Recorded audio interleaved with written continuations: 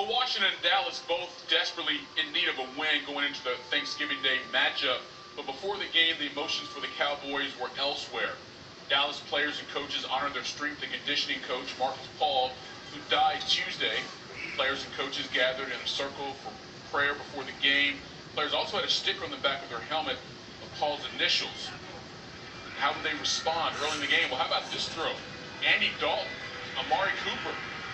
54 yards later, the Cowboys got a 10-7 lead. But there'll be some questionable calls in this game, especially if you're a Cowboys fan. Mike McCarthy decides to go for it here. 4th and inches from the 34, game tied at 10. Dalton thought he had CeeDee Lamb, was broken up by Ronald Darby. Contact, sure, but pass interference, no flag would be called. So the Cowboys turn it over. Ensuing drive for Washington. They're inside the 5. Alex Smith, Logan Thomas. Now they're in the end zone. Washington would lead at 17-10 at the break. Third quarter, got some defense making some highlights here. Less than 5 minutes to go in the third. Washington up 20-13. Alex Smith off his back foot right to the hands of Jalen Smith. Thought he had a touchdown, but check out Terry McLaurin running him down. We'll show you that one more time. Hustle matters, kids. Don't give up. You can literally save a touchdown. That's exactly what happens here. Because the Cowboys get it offensively, thinking they had a touchdown there. CeeDee Lamb, nope. They would have to settle for a field goal. So it's 20-16. Washington leads. More trouble for Dallas. 4th and 10 from their own 24. Cowboys run a fake punt. Cedric Wilson is going to be tackled for a huge loss. But check this out. They had a wide open receiver for a first down. It was there. Wilson never saw him or never looked up. McCarthy had to answer a few questions about that. We're trying to generate a big play at that point in the game.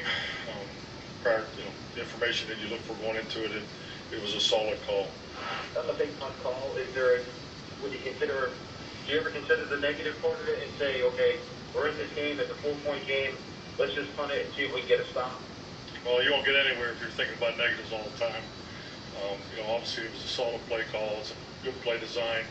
Their gunner made a good play, came off of it. He put us in a high-low read. That's the nature of those plays. You can never convert them, obviously, if you don't call them and if you don't believe in them. So I clearly understood the situation when it was called. Mike, just to clear that up, on the 4th and 9, you're saying you believe that's a solid play call and the risk doesn't even factor into it because that's negative thinking? I'm fine with my answer before. When you call it, you obviously are looking to convert it. You obviously understand on 4th down calls what your options are. You either convert it, you don't convert it. You always know that going into the there's flow of the game. All those things are factored in that decision. I'm very confident in our players. Put them in a position to make big plays. And sometimes you have the right play call, but you don't execute, so then the judgment is questioned. And then Washington would capitalize almost immediately. Antonio Gibson, 23 yards away. Yeah, wave goodbye to this game, Dallas fans. Gibson had 115 yards rushing in this game. Next possession is 4th and 1. Washington doing what the Cowboys couldn't do. Convert 4th down plays to keep the drive going. And then later, it's Gibson. Oh, that's room, and that is speed. Gibson, the first rookie to score 3 touchdowns on Thanksgiving since Randy Moss in 1998. When that game happened, Gibson was 5 months old. Washington picks up its 4th win of the season, winning at 41-16 on Thanksgiving evening. All right, so with that win, Washington is now in first place in the NFC East at 4-7. But FBI only gives them a 26% chance to win that division. The Eagles still have the best chance to win it at 45%. But here's the deal. Philly has a pretty tough game on Monday Night Football on ESPN against the Seahawks, and the Eagles only have a 39% chance to win that game, according to FBI.